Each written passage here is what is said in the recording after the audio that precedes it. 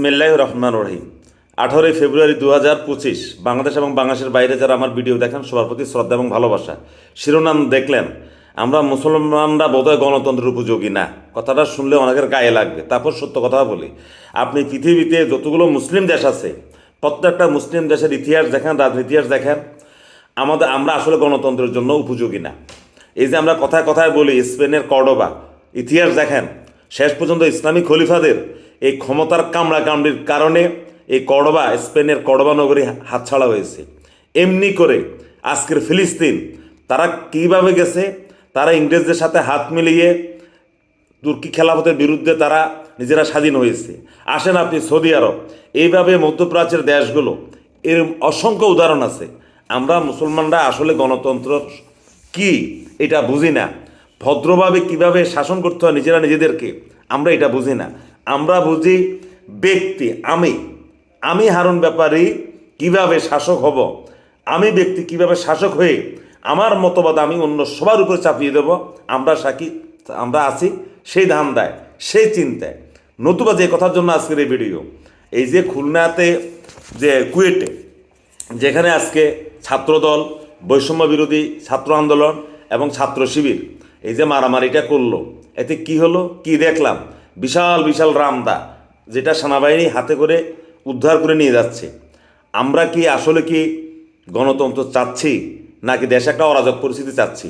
কথায় কথায় তো আমরা ইহুদি খ্রিস্টানের দোষ দিয়ে আমরা পার হয়ে যাই যে মুসলমানদের অনেকের পিছনে ইহুদি খ্রিস্টানরা দায়ী। আসলে ইহুদি খ্রিস্টানরা মোটেই দায়ী নয়, দায়ী হলাম আমাদের মতো কিছু কিছু লোভী লোক। আজকে আমরা হাসিনাকে হটিয়েছি একটা সুন্দর নির্বাচন দিয়ে। আমরা যে দল ক্ষমতায় আসে সেই দলটা দেশটা পরিচালনা করবে। বাকি সবাই দেখবে যে যারা ক্ষমতায় গেছে তারা কোনো অন্যায় এবং জনবিরোধী কোনো আইন পাশ করে কিনা। এটাই হওয়া উচিত সভ্য গণতন্ত্রের সভ্যতা বা গণতন্ত্রের ধারক এবং গণতন্ত্রের প্রকৃত রূপ। কিন্তু আমরা কি দেখছি? না, আমরা কেউ কাকে ছাড় দিতে রাজি না। আমি মনে করি আমি ক্ষমতায় যাব, ও বলে ও ক্ষমতায় যাবে। কেউ বলে ক্ষমতা আমরা এগিয়ে আনতে চাই, কেউ বলে পিছিয়ে নিতে চাই। আমরা যেভাবে পারি, এখন আমরা যারা শেখ হাসিনার বিরুদ্ধে রাজপথে মিছিল করেছি, আন্দোলন করেছি, আজকে আমরা এখন একজনের রক্ত ঝরানোর জন্য আমরা প্রস্তুত। পারিনি একজনকে গুলি করে মেরে ফেলি, কারণ সিংহাসনে যেতে হবে। তাহলে এই যে আমরা 5ই অগস্টের যে বিপ্লবের কথা বলে বলে মুখে ফেনা তুলি, সেই বিপ্লবের কী অবস্থা হবে? নিশ্চিত এই বিপ্লবটা ব্যাহত হবে। আজকে উত্তর আফ্রিকার যে তিউনেশিয়া থেকে আরব বসন্ত শুরু হয়েছে, শেষ পর্যন্ত তাদের আরব বসন্ত ব্যর্থ হয়েছে। তিউনেশিয়া, আলজেরিয়া, মিশর সবখানে ব্যর্থ হয়েছে। কেন ব্যর্থ হয়েছে? আমাদের মুসলমানদের লোভের কারণে।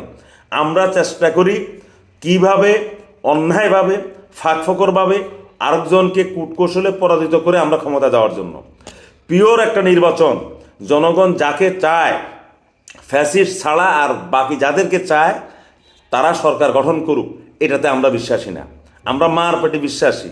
আজকে যদি বাংলাদেশে যে অবস্থা চলছে, যদি এইভাবে চলতে থাকে,